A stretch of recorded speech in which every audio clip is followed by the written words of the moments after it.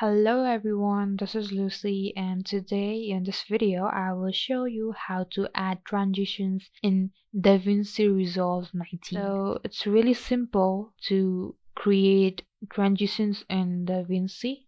You will just need to add two clips in your timeline and go to effects. Here under toolbox you will see video transitions. Click on it and you will see several transitioning effects here. So as I have shown in the screen, I have used cross dissolve to initiate my video. You can also set the duration of your transition like that. Just drag it to your preference and you'll get something like this. So you can also set transition between two different clips.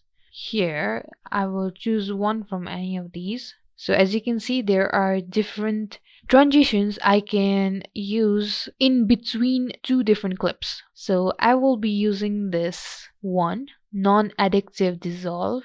In order for you to create this transition, you will need to make it a little shorter, and just like this you can create transition in between two clips. So you can also create transition at the end of the video, just like I've shown you.